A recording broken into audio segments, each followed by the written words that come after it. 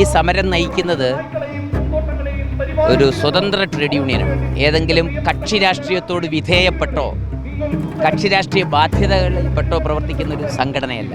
ഈ രംഗത്ത് പ്രവർത്തിക്കുന്ന സ്ത്രീകളുടെ ഒരു കമ്മിറ്റിയാണ് ആ യൂണിയനെ നയിക്കുന്നത്. അത് SUCIയുടെ സമരമല്ല. അതിനെ ആ വിധത്തിൽ ചിത്രീകരിക്കുന്ന ആളുകൾക്ക് പ്രത്യേക താല്പര്യമുണ്ട്.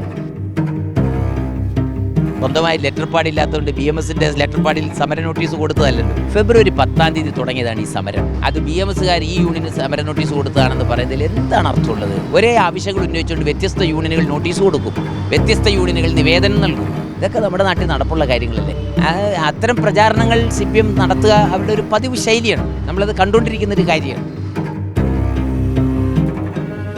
MV ഗോവിന്ദനെ പോലെ CPMന്റെ സംസ്ഥാന സെക്രട്ടറി ആയിരിക്കുന്ന ഒരാൾ അദ്ദേഹത്തിൻ്റെ സ്ഥാനവും പദവിയെയും ദുർബലപ്പെടുത്തുന്ന, ആ പദവിക്ക് നിരക്കാത്ത വിധത്തിൽ കള്ളം പറയുന്ന ഒരാളായിട്ട് കേരളീയ സമൂഹത്തിന് മുമ്പിൽ പ്രത്യക്ഷപ്പെടുന്നതിന് എത്രയും നാണക്കേടാണ്. ബംഗാളിൽ തുടച്ചു നീക്കപ്പെട്ടിട്ടുണ്ടെങ്കിൽ അത് SUCIയോ മറ്റാരെങ്കിലോ ശ്രമിച്ചിട്ടുണ്ടായതല്ല. സ്വന്തം ചെയ്തികളുടെ അനന്തരഫല. ഇടതുപക്ഷ രാഷ്ട്രീയത്തിന് നിരക്കാത്ത സമീപനങ്ങൾ സ്വീകരിച്ചാൽ അത് ഇടതുപക്ഷമല്ലെന്ന് സ്ഥാപിക്കപ്പെടും. ഇന്ന് കോർപ്പറേറ്റുകൾക്ക് വേണ്ടി, വൻകിടക്കാർക്ക് വേണ്ടി വീതി ഒരുക്കുന്ന ഒരു സമീപനം സ്വീകരിച്ചാൽ അത് ഇടതുപക്ഷ രാഷ്ട്രീയമല്ല. സ്വന്തം ചെയ്തികളുടെ ഫലമായി ഈ സമൂഹത്തിൽ അവർ കൂടുതൽ ഒറ്റപ്പെടും. ഇപ്പോൾ ഈ ആശാമാരോട് സ്വീകരിക്കുന്ന സമീപനം തന്നെ ഇടതുപക്ഷ രാഷ്ട്രീയത്തിന് നിരക്കുന്നതാണോ? കേന്ദ്ര ഗവൺമെൻറ് വർദ്ധിപ്പിക്കേണ്ടത് ഇൻസെൻറ്റീവാണ്. അത് കേന്ദ്ര ഗവൺമെൻറ് നമ്മൾ ആവശ്യപ്പെട്ടു. സുരേഷ് ഗോപിക്ക് കൊടുത്ത കേന്ദ്രമന്ത്രിക്ക് കൊടുത്ത നിവേദനത്തിൽ അത് കാണിച്ചിട്ടുണ്ട്. സംസ്ഥാന ഗവൺമെൻറ്റാണ് ഓണറേറിയം കൊടുക്കേണ്ടത്. അതുകൊണ്ട് ഈ സമരം സംസ്ഥാന ഗവൺമെൻറ്റിനോടാണ്. നമസ്കാരം. ആശാവർക്കർമാരുടെ സമരം 44-ാം ദിവസം പിന്നിടുകയാണ്. സർക്കാർ ഈ ആശാവർക്കർമാരുടെ വിഷയത്തോട് അനുഭാവപൂർണമായ നിലപാടാണ് സ്വീകരിക്കുന്നത് എന്നും ആശമാരോട് അത്തരത്തിലുള്ള നിലപാടാണ് എന്നും ആരോഗ്യമന്ത്രി നിരന്തരം പറഞ്ഞുകൊണ്ടിരിക്കുന്നു. എങ്കിലും ഈ ആശാവർക്കർമാരുടെ സമരത്തെ SUCIയുടെ സമരമാണ് എന്നാണ് സർക്കാർ നിരന്തരം ആരോപിച്ചുകൊണ്ടിരിക്കുന്നത്. ഈ വിഷയവുമായി ബന്ധപ്പെട്ട് SUCI സംസ്ഥാന സെക്രട്ടറിയായ ജെയ്സൺ ജോസഫ് തന്നെ ഇപ്പോൾ മറുനാടനോട് പ്രതികരിക്കുകയാണ്.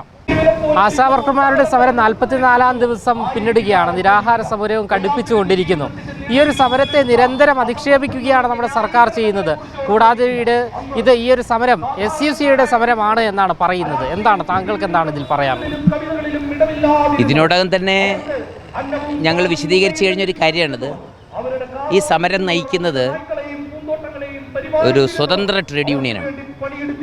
ഏതെങ്കിലും ഒരു സെൻട്രൽ ട്രേഡ് യൂണിയനുമായി അഫിലിയേറ്റ് ചെയ്തിട്ടുള്ള ഒരു യൂണിയൻ അല്ല.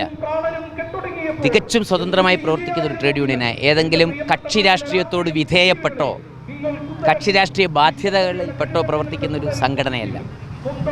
അതിൽ വ്യത്യസ്ത രാഷ്ട്രീയ വിശ്വാസമുള്ളവരുണ്ട്, രാഷ്ട്രീയം ഒന്നുമില്ലാത്തവരുമുണ്ട്. ഈ രംഗത്ത് പ്രവർത്തിക്കുന്ന സ്ത്രീകളുടെ ഒരു കമ്മിറ്റിയാണ് ആ യൂണിയനെ നയിക്കുന്നത്. അത് SUCIയുടെ സമരമല്ല. SUCIയുടെ സമരമെന്ന് അതിനെ ആ വിധത്തിൽ ചിത്രീകരിക്കുന്ന ആളുകൾക്ക് പ്രത്യേക താല്പര്യമുണ്ട്. ഇത് SUCIയുടെ സമരമാണ് എന്ന് ചൂണ്ടിക്കാണിച്ചുകൊണ്ട് അതിൽ എന്തെങ്കിലും അനൈക്യം കൊണ്ടുവരാനും ഒരു ശൈഥില്യം കൊണ്ടുവരാനും ഒക്കെ വേണ്ടിയിട്ടുള്ളൊരു പരിശ്രമമാണ്. അത് പക്ഷേ ഇവിടെ വില പോകില്ല. കാരണം തൊഴിലാളികളെ സംബന്ധിച്ചിടത്തോളം, ആശാപ്രവർത്തകരെ സംബന്ധിച്ചിടത്തോളം ഇതിനെ നേതൃനിരയിൽ നിൽക്കുന്ന ബിന്ദുവിനോടും മിനിയോടും സദാനന്ദ മാഷിനോടും ഒക്കെ അവർ വന്ന് തന്നെ അഭ്യർത്ഥിച്ചിട്ടാണ് യൂണിയൻ അവർക്കായിട്ട് രൂപപ്പെടുത്തിയത്. നമ്മളായിട്ട് സ്വന്തമായിട്ടൊരു യൂണിയൻ രൂപീകരിച്ചിട്ട് അവരെ ചേർക്കുകയായിരുന്നില്ല. അവരിങ്ങോട്ട് വന്ന് നമ്മളോട് ആവശ്യപ്പെടുകയായിരുന്നു. വിളപ്പിശാലയിൽ നടന്ന സമരത്തിൻ്റെ വിജയം കണ്ടിട്ട് ആ വിജയം സൃഷ്ടിച്ചതിൽ ഒരു പങ്കുവഹിച്ചൊരു പ്രസ്ഥാനം എന്ന നിലയിൽ അവർക്കൊരു ആത്മവിശ്വാസം ഉണ്ടായി. ഈ പ്രസ്ഥാനം തങ്ങളുടെ നേതൃനിരയിലുണ്ടെങ്കിൽ വിജയം കിട്ടും എന്നൊരു ബോധ്യമുണ്ടായി. അതിനടിസ്ഥാനത്തിൽ അവർ നമ്മളെ സമീപിച്ചു. അങ്ങനെയാണ് ഈ യൂണിയൻ രൂപപ്പെടുന്നത്. ഇത് SUCIയുടെ യൂണിയനേ അല്ല SUCIയുടെ സമരമല്ല. അത് ദയവേത് മനസ്സിലാക്കുക. അങ്ങനെ പ്രചരിപ്പിക്കുന്നവർക്ക് ഇപ്പോൾ അവരുടെ പുറകിൽ താല്പര്യമുണ്ട്. അത് പക്ഷേ ഇവിടെ വില പോകാൻ പോകുന്നില്ല. ഇതിൻ്റെ പിന്നിൽ BMS ഉണ്ട് എന്നെല്ലാം പറയുന്നു. BMS ഉണ്ട് എന്നുള്ളതൊരു തമാശ മാത്രമാണ്. ആശാ ഹെൽത്ത് വർക്ക് അസോസിയേഷന് സ്വന്തമായി ലെറ്റർ പാടില്ലാത്തതുകൊണ്ട് BMSന്റെ ലെറ്റർ പാഡിൽ സമര നോട്ടീസ് കൊടുത്തതല്ലല്ലോ. ഫെബ്രുവരി 10 തുടങ്ങിയതാണ് ഈ സമരം. ജനുവരി 2 ഡിമാൻഡ് നോട്ടീസ് കൊടുത്തിട്ടുണ്ട്. ജനുവരി 2 ഡിമാൻഡ് നോട്ടീസ് കൊടുത്തിട്ടുണ്ട്. ഫെബ്രുവരി 3 ഈ 10 മുമ്പ് തന്നെ, ജനുവരി അവസാന വാരം തന്നെ ഇവിടെ നമ്മൾ സെക്രട്ടേറിയറ്റ് ധർണ നടത്തിയിട്ടുണ്ട്. അതിനുശേഷം അനിശ്ചിതകാല പണിമുടക്ക് തുടങ്ങിയതെന്തോ അതിന് മുന്നേ കൂട്ടി തന്നെ ഈ സംഘടനയുടെ പേരിൽ സമര നോട്ടീസ് കൊടുത്തിട്ടുണ്ട്. ഇത്രയും തെളിവുകൾ നിൽക്കവേ ഏതോ ഒരു യൂണിയൻ കൊണ്ടുവന്ന് അവരുടെ സമര നോട്ടീസ് കൊടുത്തത് അത് BMSകാർ ഈ യൂണിയന് സമര നോട്ടീസ് കൊടുത്തതാണെന്ന് പറയുന്നതിൽ എന്താണ് അർത്ഥമുള്ളത്? ഒരേ ആവശ്യങ്ങൾ ഉന്നയിച്ചുകൊണ്ട് വ്യത്യസ്ത യൂണിയനുകൾ നോട്ടീസ് കൊടുക്കും, വ്യത്യസ്ത യൂണിയനുകൾ നിവേദനം നൽകും. ഇതൊക്കെ നമ്മുടെ നാട്ടിൽ നടപ്പുള്ള കാര്യങ്ങളല്ലേ? ഇതൊക്കെ ചുമ്മാതെ വെറുതെ ഇങ്ങനെ ബന്ധപ്പെടുത്തി ഇത് BMSൻ്റെ പിന്തുണയോട് നടക്കുന്നതൊക്കെ സ്ഥാപിക്കാൻ വേണ്ടി നടത്തുന്ന സംഗതി എന്നുള്ളത്. SUCയും BMSും കൂടെ സഖ്യം ഉണ്ടാക്കി നടത്തുകയാണ്. അതൊക്കെ 100% വസ്തുതാവിരുദ്ധമാണ്. അത്തരം പ്രചാരണങ്ങൾ CPM നടത്തുക അവരുടെ ഒരു പതിവ് ശൈലിയാണ്. നമ്മളത് കണ്ടുകൊണ്ടിരിക്കുന്നൊരു കാര്യമാണ്. ആ ശൈലിയിൽ അവർ നടത്തുന്ന പ്രചാരണമാണ്. എന്താണ് വസ്തുതയുണ്ട്? ഇപ്പോൾ SDPIയും ജമാഅത്ത് ഇസ്ലാമിയാണ് ഈ സമരത്തിൽ നിന്ന് പറയുന്നത്. നിങ്ങൾ ഇത്രയും കാലങ്ങളായിട്ട് ഈ സമരപ്പന്തലിൽ വന്നു പോകുന്ന ഒരാളാണ്. നിങ്ങളിവിടെ SDPIയും ജമാഅത്ത് ഇസ്ലാമിയും കണ്ടത്. MV ഗോവിന്ദനെ പോലെ CPMൻ്റെ സംസ്ഥാന സെക്രട്ടറി ആയിരിക്കുന്ന ഒരാൾ അദ്ദേഹത്തിൻ്റെ സ്ഥാനവും പദവിയെയും ദുർബലപ്പെടുത്തുന്ന, ആ പദവിക്ക് നിരക്കാത്ത വിധത്തിൽ കള്ളം പറയുന്ന ഒരാളായിട്ട് കേരളീയ സമൂഹത്തിന് മുമ്പിൽ പ്രത്യക്ഷപ്പെടുന്നതിന് എത്രയും നാണക്കേടാണ് വാസ്തവത്തിൽ. അതിലെൻ്റെ യാഥാർത്ഥ്യം. അത് തിരിച്ചറിയണം, അത് മനസ്സിലാക്കണം. അത്രേ ഉള്ളൂ ഞങ്ങൾക്ക് അതിൽ പറയാനാണ്. ഇതിൽ CPM അനുഭാവികൾ പറയുന്നത്, CPM നേതാക്കളടക്കം പറയുന്നത് ഈ ബംഗാളിൽ CPMനെ തുടച്ചു നീക്കുന്നതിൽ പ്രധാന പങ്ക് വഹിച്ചത് SUCയും അതിൽ ഉൾപ്പെടുന്നു. അതുകൊണ്ട് ഈ കേരളത്തിലും CPMനെ തുടച്ചു നീക്കാൻ ഈ ആശാ വർക്കർമാരിലൂടെ ഈ SUC ശ്രമിക്കുന്നു എന്നാണ്.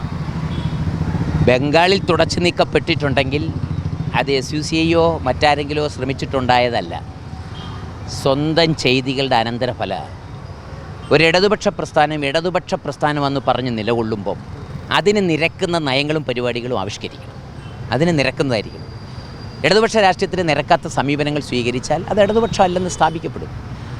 അപ്പോൾ അവിടെ അവരൊറ്റപ്പെട്ടിട്ടുണ്ടെങ്കിൽ, ദുർബലപ്പെട്ടിട്ടുണ്ടെങ്കിൽ, അവർ തുടച്ചു നീക്കപ്പെട്ടിട്ടുണ്ടെങ്കിൽ അവരുടെ ചെയ്തികളുടെ ഫലമെന്ന വിധത്തിൽ വന്നതാണ്. അവിടെ എന്താണ് അവർ ചെയ്തത്?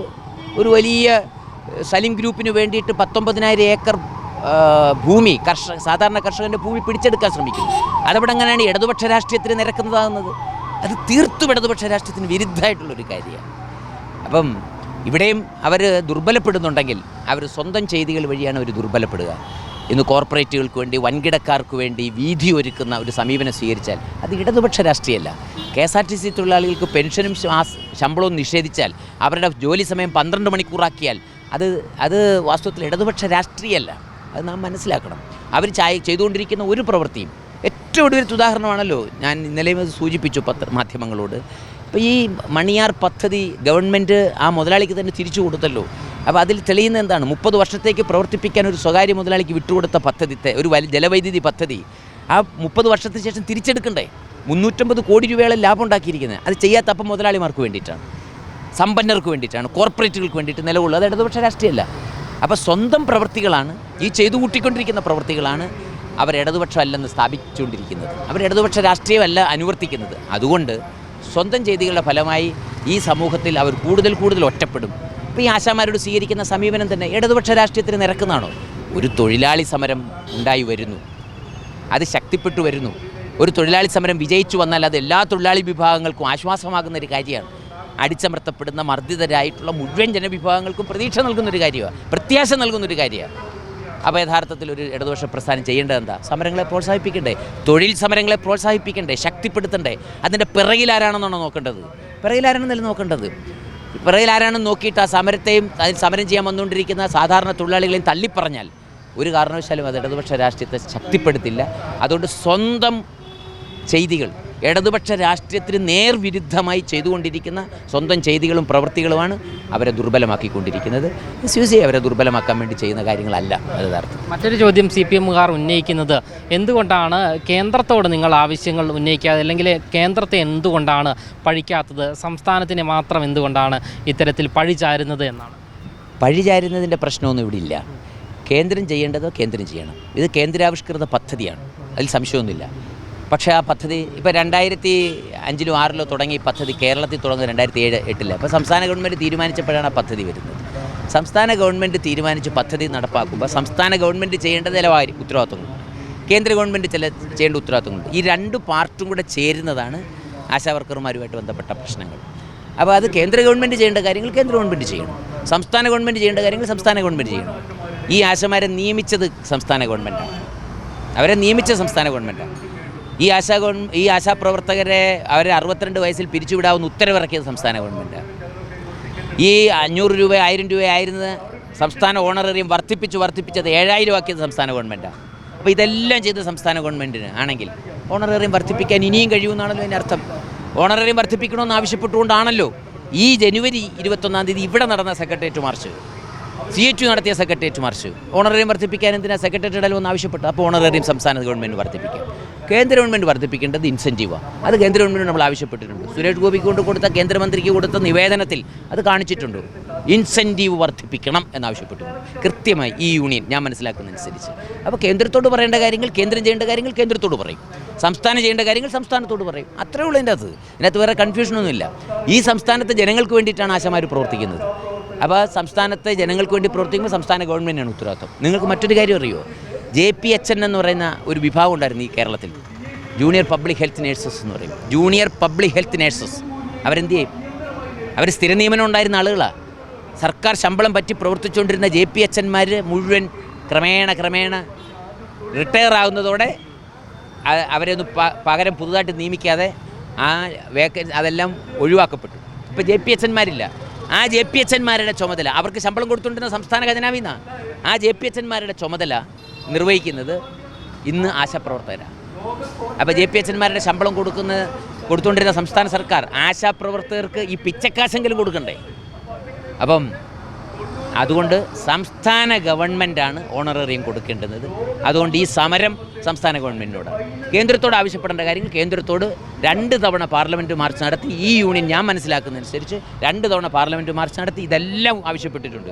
തൊഴിലാളികളായി അംഗീകരിക്കണം, സ്ഥിരപ്പെടുത്തണം എന്ന് പറഞ്ഞാൽ സ്ഥിരപ്പെടുത്തണം, ഇൻസെൻറ്റീവ് വർദ്ധിപ്പിക്കണം, വേരിയബിൾ ഇൻസെൻറ്റീവ്സ് വർദ്ധിപ്പിക്കണം, ഇതെല്ലാം ആവശ്യപ്പെട്ടിട്ടുണ്ട്. സംസ്ഥാനത്ത് വന്ന് സമരം നടത്തുമ്പോൾ ഓണറേറിയം വർദ്ധിപ്പിക്കണമെന്നുള്ളത് സംസ്ഥാന ഗവൺമെൻറ് ചെയ്യേണ്ടതാണ്, സംസ്ഥാനത്തോട് ആവശ്യപ്പെടും. അത്രയേ ഉള്ളൂ. ആരെ ഒഴിവാക്കുന്നതോ ആരെങ്കിലും ഒരു തൊഴിലാളി താല്പര്യത്തിൻ്റെ പക്ഷത്ത് നിന്ന് ചിന്തിച്ചാൽ ഏതെങ്കിലും ഒരു ഗവൺമെൻറ്റിനെ സംരക്ഷിച്ച് വർത്തമാനം പറയേണ്ട കാര്യം ഒരു യൂണിയനെ സംബന്ധിച്ചിടത്തോളം ഇല്ല. അങ്ങനെ മനസ്സിലാക്കിയാൽ മതി. അത്രേ ഉള്ളൂ. എന്തായാലും CPMകാർ പ്രധാനമായും ഉന്നയിക്കുന്നത് ഇത് SUCI സമരമാണ്, അരാജക സംഘടനയുടെ സമരമാണ് എന്നെല്ലാം തന്നെയാണ്. ഇത്തരത്തിൽ പൊതുസമൂഹത്തിൽ നിന്നും സോഷ്യൽ മീഡിയയിലടക്കം വലിയ രീതിയിലുള്ള അധിക്ഷേപങ്ങൾക്ക് ആശാവർക്കർമാർ വിധേയമായിക്കൊണ്ടിരിക്കുന്ന സാഹചര്യത്തിലാണ് ഈ SUCIയുടെ പിന്തുണയോടുകൂടിയാണ് പൂർണ്ണമായും ഈ ഒരു സമരം നടക്കുന്നത് എന്നുള്ള ഒരു വ്യക്തതയ്ക്ക് വേണ്ടിയാണ് ഈ ഒരു സംഘടനയുടെ സംസ്ഥാന സെക്രട്ടറി കൂടിയായ ജെയ്സൺ ജോസഫ് ഇപ്പോൾ മറുനാടനോട് വ്യക്തമായി വിവരങ്ങൾ, ഈ സമരത്തെക്കുറിച്ചുള്ള കൃത്യമായ കാര്യങ്ങളെല്ലാം തന്നെ വിവരിച്ചിരിക്കുന്നത്. ക്യാമറമാൻ അഖിൽ അശോകിനൊപ്പം അമൽ രുദ്ര, മറുനാടൻ മലയാളി, തിരുവനന്തപുരം.